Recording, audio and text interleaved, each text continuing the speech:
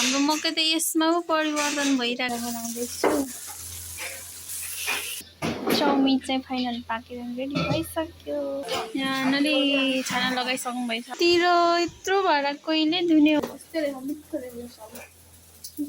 मकै छ यहाँनिर उसिनेको मकैको अचार, राजमाको तरकारी छ, दही छ। हेलो साथीहरू, नमस्ते, welcome back to my channel Krisha blog. तपाईँहरूलाई स्वागत छ। यो हप्तापछि फेरि मेरो ब्लग आइसकेको छ। सो हेरेर साथ दिनु होला है त।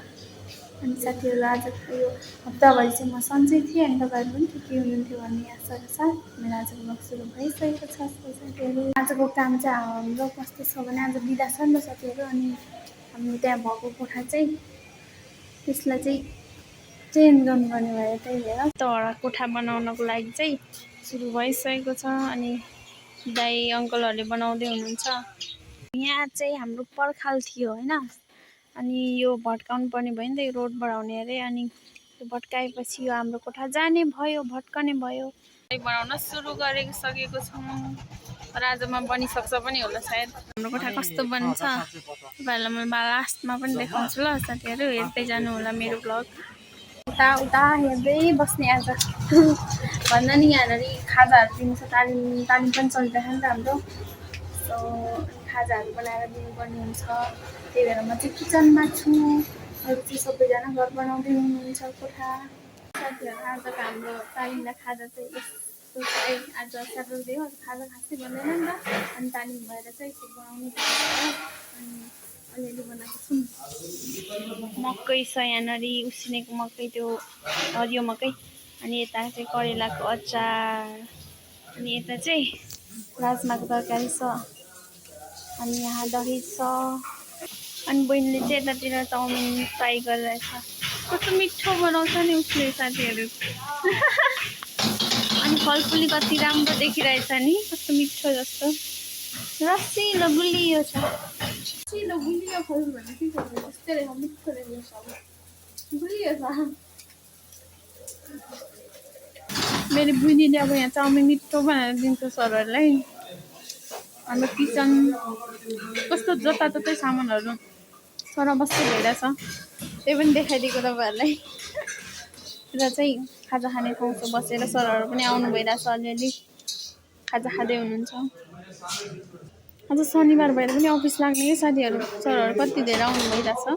अहिले भर्खरसम्म घाम लागिरहेको थियो, अहिले कहिले वार पानी परिदिरहेको थियो। त्यही पनि पानी परे भए पनि हाम्रो कामहरू चाहिँ गरिराख्नु भएको छ। त्यो माथि छाना चाहिँ लगाइसक्नु भएछ। अनि चाहिँ यहाँ नली छाना लगाइसक्नु भएछ। अब साइडमा बाँकी नै छ अझै। अनि हाम्रो खाजा यति धेरै थियो नि, अघि साथीले देखाएको थियो नि, त्यो सबै खाइसक्नु भयो, दिइसक्यौँ। अब हाम्रो काम बाँकी रहेको छ। यतातिर यत्रो भएर कहिले धुने होला। हामी दुईजना छौँ, बहिनी र म। अब भाँडा धोइसकेपछि अनि खाना बनाउने पालो आउँछ मेरो। एक भाँडा थियो नि साथीहरू, हाम्रो मकै त यसमा पो परिवर्तन भइरहेको के। अब हामी भाँडा धुनुपर्ने हुन्छ। हाम्रो केटालाहरूलाई चाहिँ चाउमिन खाजा बनाउँदैछु। अब अरू खाजा त बनाउन सकिएन, यही चाउमिन दिनु पर्यो। चाउमिन चाहिँ फाइनल पाकेर रेडी भइसक्यो। खाजा वाउ, कस्तो राम्रो देखिरहेको।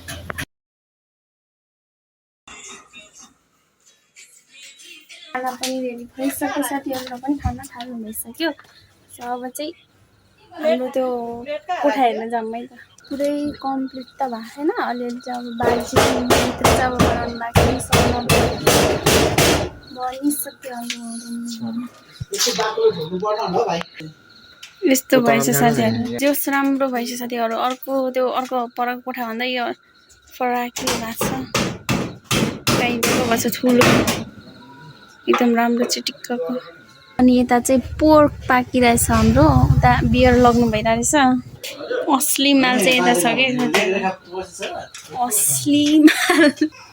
ल साथीहरू, आजको मेरो काम चाहिँ देखिहाल्नु भयो। आज हामीले गरेको कामहरू अब हुन्छ नि, आजको दिन यसरी नै बितायो साथीहरू। अर्को स्याटरडे फेरि भेट्नेछौँ। आजलाई चाहिँ बाई बाई साथीहरू।